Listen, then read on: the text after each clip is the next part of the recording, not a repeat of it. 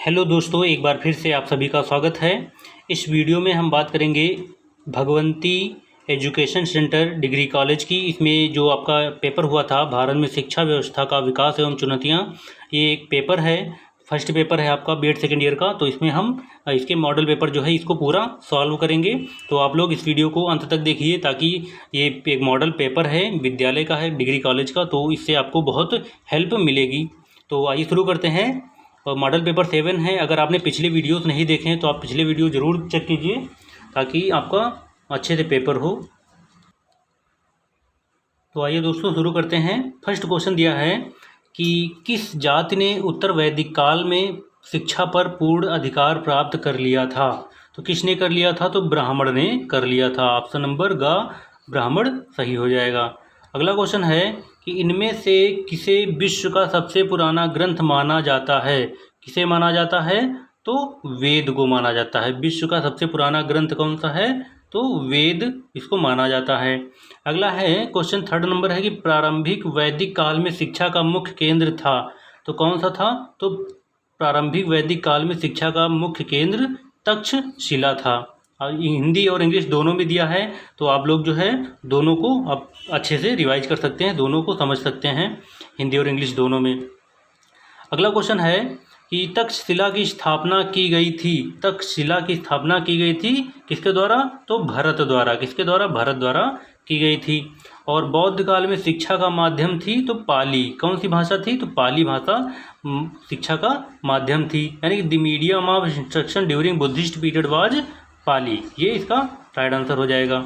अगला है कि first university of the world was, यानी विश्व का प्रथम विश्वविद्यालय था कौन? तो वो तक्षशिला विश्वविद्यालय था।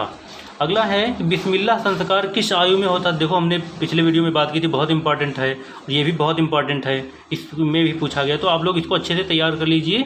बिस्मिल्लाह संस्कार किस आयु में होता था? तो 4 वर्ष की आयु में होता था। बिस्मिल्लाह संस्कार 4 वर्ष की आयु में होता था। अगला क्वेश्चन है कि मदरसा ए मौजी इनके द्वारा स्थापित किया गया था। मदरसा ए मौजी किसके द्वारा स्थापित किया गया था? तो इल्तुतमिश के द्वारा स्थापित किया गया था। अगला प्रश्न है कि फोर्ट विलियम कॉलेज की स्थापना किसने की? तो फोर्ट विलियम कॉलेज की स्थापना लॉर्ड वेलेस्ली ने की थी। किसने की थी? लॉर्ड वेलेस्ली ने फोर्ट विलियम कॉलेज की स्थापना की थी। अगला प्रश्न है कि ईस्ट इंडिया कंपनी भारत में किस वर्ष आई? तो ईस्ट इंडिया कंपनी भारत में कब आई? तो 1613। वैसे कहा जाता है कि 1600 ईस्वी में आई, लेकिन जो एग्जैक्ट डेट है वो 1613 है। तो आप लोग इसको क्लियर कर लेना कि 1600 होगी या 1613 होगी। 1600 ज़्यादातर किताबों में 1600 दिया है। अगला है कि लॉर्ड मैकाले किस वर्ष भारत आए? तो 1834 में लॉर्ड मैकाले भारत आए थे। और मैकाले दृढ़ समर्थक था किसका? तो अंग्रेजी भाषा का जो है मैकाले क्या था? दृढ़ समर्थक था। अगला प्रश्न है कि इनमें से किसे मैकाले ने अपनी रिपोर्ट प्रस्तुत की थी? किसे प्रस्तुत की थी लॉर्ड मैकाले ने? तो लॉर्ड विलियम बेंटिंक को अपनी रिपोर्ट प्रस्तुत की थी। किसने? Lord Macaulay. किसने? मैकाले ने। अगला है कि कितने वर्षों के पश्चात ब्रिटिश संसद अपना घोषणा पत्र प्रस्तुत करती थी? तो प्रत्येक 20 वर्ष के बाद जो है ब्रिटिश संसद जो है अपना घोषणा पत्र प्रस्तुत करती थी। अगला है कि सर विलियम एडम ने कितनी रिपोर्ट प्रस्तुत की थी? कितनी रिपोर्ट? तो 3 रिपोर्ट प्रस्तुत की थी। विलियम ने कितनी रिपोर्ट? 3 रिपोर्ट। तो आप लोग डेट याद रख लेना। डेट कौन सी, किस वर्ष में 3 रिपोर्ट प्रस्तुत की थी? ये तीनों वर्ष आपको अच्छे से तैयार कर लेना है। अगला है कि सर विलियम एडम ने अपनी तृतीय रिपोर्ट किस वर्ष प्रस्तुत की थी? तो किस वर्ष? 1838 में प्रस्तुत की थी। इसमें कोई ऑप्शन नहीं दिया है। तो 1838 में थर्ड रिपोर्ट, फरवरी 1838 में एडम्स ने अपनी तीसरी रिपोर्ट प्रस्तुत की थी। ये आप लोग अच्छे से तैयार कर लेना। कहीं पे 1837 लिखा होगा, लेकिन 1838 सही होगा। अगला है कि लॉर्ड मैकाले एवं सर विलियम बेंटिंक की रिपोर्टों का अध्ययन किसने किया था? तो लॉर्ड ऑकलैंड ने किया था। किसने? लॉर्ड ऑकलैंड ने लॉर्ड मैकाले एवं सर विलियम बेंटिंक की रिपोर्टों का अध्ययन किया था। अगला क्वेश्चन है कि 1854 में शिक्षा नीति किसने घोषित की थी? तो चार्ल्स वुड ने 1854 में शिक्षा नीति घोषित की थी। और चार्ल्स वुड का सबसे बड़ा योगदान क्या था? इस्टेब्लिशमेंट ऑफ यूनिवर्सिटीज़, यानी विश्वविद्यालयों की स्थापना। ये चार्ल्स वुड का सबसे बड़ा योगदान था। और कहीं कहीं पर सहायता अनुदान व्यवस्था भी आपको दिखेगी, लेकिन ऐसा नहीं है, वो विश्वविद्यालयों की स्थापना सबसे बड़ा योगदान था। अगला है हंटर आयोग का गठन कब किया गया? तो हंटर आयोग का गठन 1882 में हंटर आयोग का गठन किया गया था। अगला है सन 1880 में किसे भारत का गवर्नर जनरल एवं वायसराय नियुक्त किया गया था? तो किसे? तो लॉर्ड रिपन को नियुक्त किया गया था। अगला क्वेश्चन है, आगे बढ़ते हैं। नेक्स्ट क्वेश्चन है कि शिमला शिक्षा सम्मेलन 1901 कितने दिनों तक चला था? तो वो 15 दिनों तक चला था। कितने? 15 दिनों तक चला था। आगे बढ़ते हैं। भारत में केंद्रीय शिक्षा विभाग की स्थापना किसने की थी? तो चार्ल्स वुड ने भारत में केंद्रीय शिक्षा विभाग की स्थापना की थी। और भारत में प्री प्राइमरी की शुरुआत किसने की थी? तो क्रिश्चियन मिशनरीज ने, ईसाई मिशनरियों ने प्री प्राइमरी स्कूल की शुरुआत की थी। अगला है वर्धा शिक्षा योजना प्रस्तुत की गई थी किसके द्वारा? तो वर्धा शिक्षा योजना किसके द्वारा प्रस्तुत की गई थी? तो गांधी जी के द्वारा। किसके द्वारा? गांधी जी के द्वारा वर्धा शिक्षा योजना प्रस्तुत की गई थी। अगला प्रश्न है कि कलकत्ता विश्वविद्यालय आयोग का गठन किस वर्ष किया गया था? तो 1917 में किया गया था कलकत्ता विश्वविद्यालय आयोग का गठन। अगला है कि मुदालियर आयोग ने माध्यमिक शिक्षा के पाठ्यक्रम को कितने वर्गों में विभाजित किया था? तो 7 वर्गों में विभाजित किया था। अगला है कि ऑपरेशन ब्लैक बोर्ड योजना का मूल रूप से किस स्तर के विद्यालयों से संवर्धन मतलब है? तो प्राइमरी से संबंध योजना रखती थी। कौन सी? Operation black board. अगला है कि ऑपरेशन, ये आप लोग पता कर लेंगे कि ऑपरेशन ब्लैक बोर्ड योजना के अंतर्गत कितनी धनराशि उच्च प्राथमिक विद्यालयों को दी गई थी, ये आप लोग अच्छे से पता कर लेंगे। अगला है कि बहुउद्देशीय विद्यालयों की स्थापना का सुझाव सबसे पहले किसने दिया था?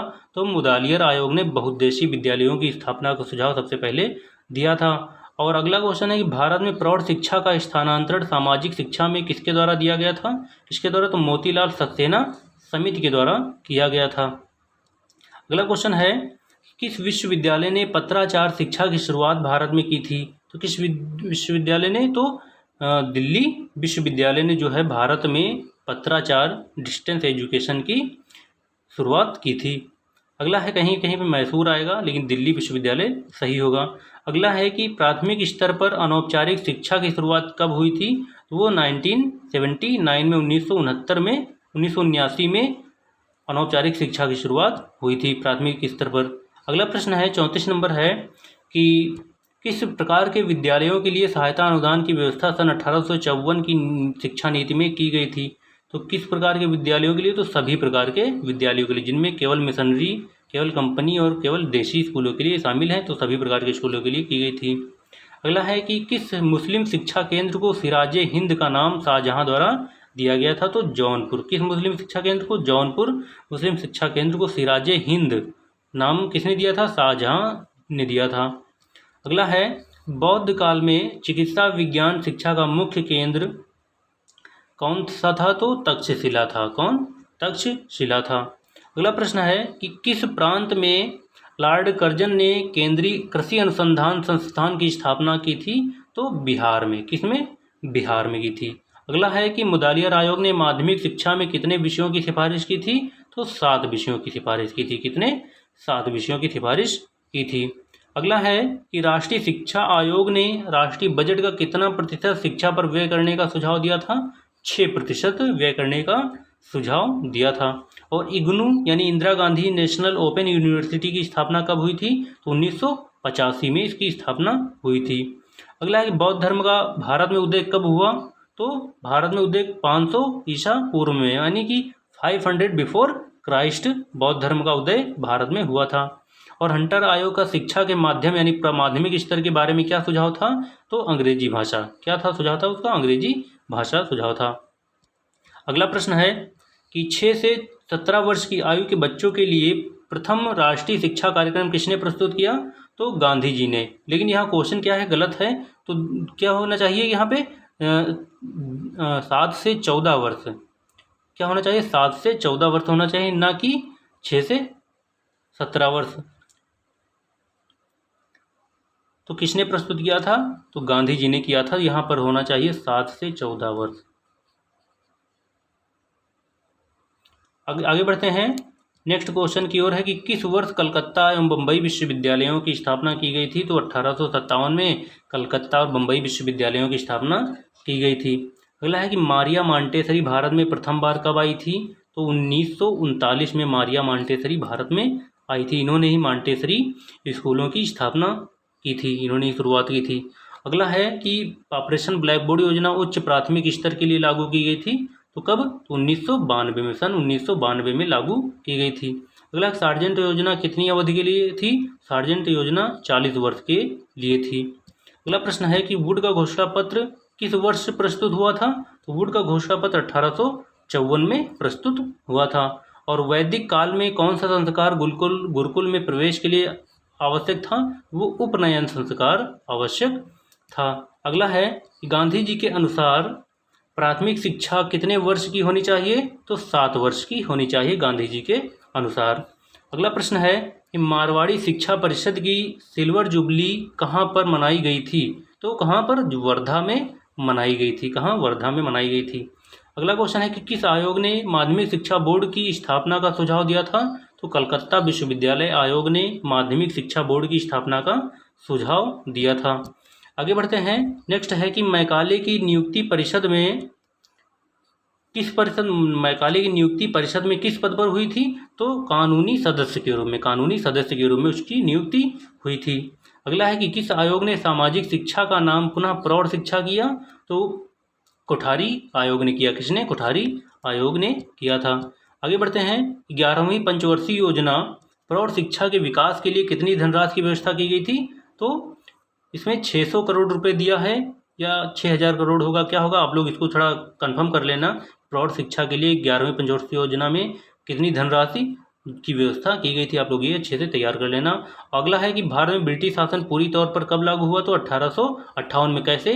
कि 1857 की क्रांति के बाद जो है ब्रिटिश क्राउन यानी कि ब्रिटेन की साम्राज्ञी महारानी ने पूरी कंपनी का यानी कि ब्रिटिश ईस्ट इंडिया कंपनी का शासन अपने हाथों में ले लिया, यानी कि पूरे भारत पर सीधे तौर पर क्या हुआ? ब्रिटेन की महारानी का राज हो गया। तो 1858 हो जाएगा। अगला क्वेश्चन है कि ईस्ट इंडिया कंपनी के 1913 के आज्ञापत्र में भारत की शिक्षा के लिए कितनी धनराशि की व्यवस्था की गई थी? तो 1 लाख रुपए। कितने? 1 लाख रुपए। अगला क्वेश्चन है कि बनारस संस्कृत कॉलेज की स्थापना किसने की थी? तो जोनाथन डंकन ने बनारस संस्कृत कॉलेज की स्थापना की थी। और सर्व शिक्षा अभियान कब प्रारंभ हुआ था? संन 2001 में सर्व शिक्षा अभियान प्रारंभ हुआ था। अगला है क्वेश्चन कि राष्ट्रीय माध्यमिक शिक्षा अभियान किस वर्ष आरंभ हुआ था? तो 2009 में राष्ट्रीय माध्यमिक शिक्षा अभियान प्रारंभ हुआ था। अगला है कि संविधान के किस अनुच्छेद में 6 से 14 वर्ष के बच्चों के लिए निःशुल्क एवं अनिवार्य शिक्षा की बात कही गई है? तो आर्टिकल 45 में की गई है, अनुच्छेद 45 में बात की गई है। अगला है कि राष्ट्रीय अध्यापक शिक्षा परिषद की स्थापना कब हुई थी? तो 1973 में हुई थी, 1973 में हुई थी।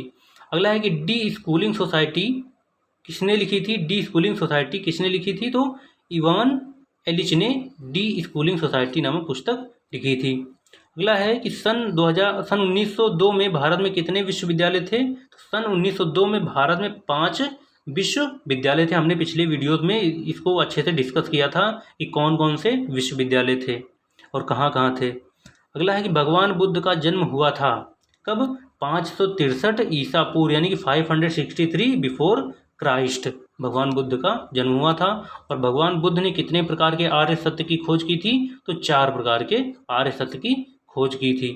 अगला प्रश्न है कि किस राष्ट्रीय शैक्षिक योजना में उच्च शिक्षा के निजीकरण किए जाने पर बल दिया गया था? तो किसमें? तो 1986। Option number A right answer हो जाएगा। अगला है कि प्राच्य पाश्चात्य विवाद कितने सालों तक चला? तो 20 सालों तक। कितने सालों तक प्राच्य पाश्चात्य विवाद चला? तो 20 सालों तक चला था। अगला है कि वुड के घोषणा पत्र में कितने अनुच्छेद थे? तो वुड के घोषणा पत्र में 100 अनुच्छेद थे। ऑप्शन नंबर ग सही हो जाएगा।